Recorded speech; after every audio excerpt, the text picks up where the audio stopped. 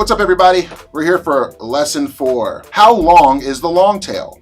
Typically, people actually don't ask me that question, but I'm going to tell you how I ended up getting on this path.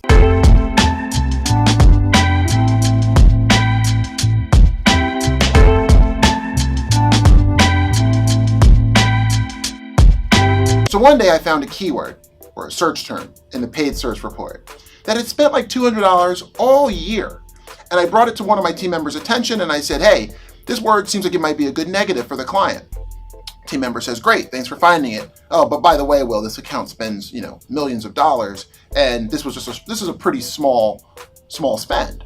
So that, the curiosity in me just kicked in and I went, but how many words look like this word? Is it just a few, or are there a ton of these? So let me show you the output of what it looks like when you try to categorize the long tail across a few different factors, and then I will show you how to do it yourself. So if you look down here, this is a Power BI, which is my tool of choice. And what I've got here are categories of keywords by their conversion propensity. So of all the words in this data set of 54,000 words, only one search term, as you can see there in my tooltip, got over 1,000 conversions. Now, mind you, when you look at the donut as all conversions, that one word was responsible for almost 25% of their conversions, or as I have here, 28.26 to be exact. And then over here, I can see, well, when I look at my converting keywords as my total donut, how many of them had 1,000 or more clicks? How many had one click? How many had et cetera, et cetera, et cetera. So now you know how to read what you're looking at. The last one here is if I take all my conversions as a whole and break them down into groupings by cost, how many words spent over 5,000? How many spent less than 100, et cetera, et cetera. So when I click unbranded, you will now notice that the largest number of search terms that have converted by category are my single conversion keywords. Here you go. So once I get rid of the brand, which is what we had that big one outlier on, the next largest group of conversions, when you aggregate them, are single conversion keywords. This is why we need to be paying attention to the long tail, because most of your conversions for this client or this data set are happening on single keywords or single conversion keywords that converted once all year. So now let's look at our click profile.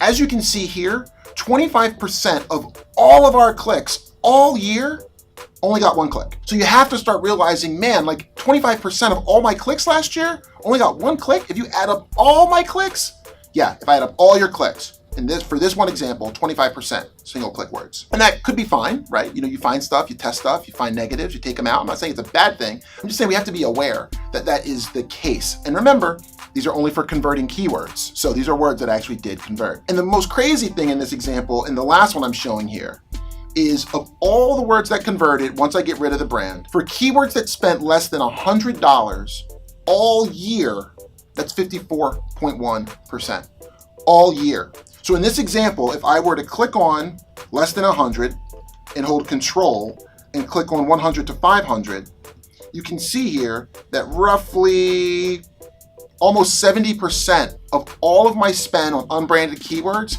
came on words in that long tail. So what does that mean for landing pages? What does that mean for content strategy? I'll have a video for you in a little bit on how to go about understanding how much content you need to produce to be able to go after all this kind of long tail of words. But that's not for today. So here is a B2C client where this is even worse. And by worse, I don't mean it's a problem. I mean, you just got to be cognizant of it. So for this B2C client, what you can see here is that 99.4% of all of their search terms last year spent less than $100 all year.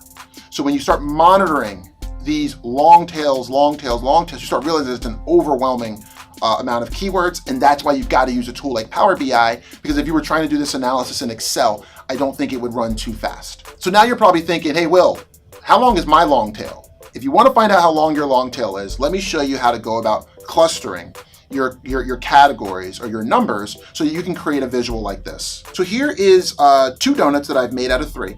Where I'm looking at how much was spent, and you can see for this fake data set that I'm using, you're not getting access to the goods, you can see that this one says 43% of all my keywords spent less than $100 for this one data set.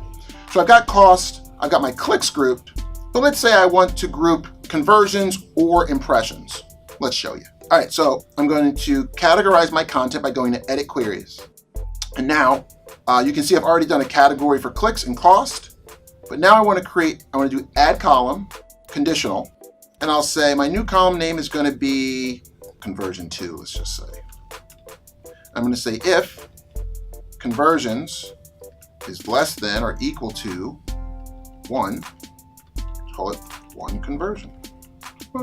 Nice and easy. And then I'm going to add in a couple more. And I'm going to say if my conversions is less than or equal to 10, it's 2 through 10 conversions. Probably should capitalize that. All right, and then I'm going to go back to conversions again and say if it's less than or equal to 50, then I'm going to say this is 11 through 50 conversions. And if conversion is less than or equal to 100, I'm going to say that that's 51 through 100 conversions. And let's just make one more that says if conversions are less than or is actually greater than 100, it's 100 plus conversions. These could be anything you want.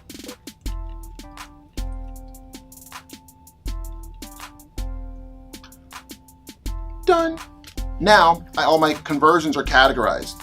The beauty of this is that I had to write no formulas. I'm not a formula Excel guy. I don't want to get good at writing Excel formulas. I want to get good at insights. And that's why I love Power BI, because it helps me to not have to spend all my time trying to figure out how to write a formula for something that it's able to do for me pretty easily.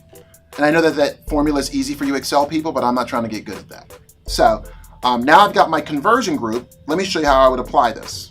So you go to Home, Close and Apply.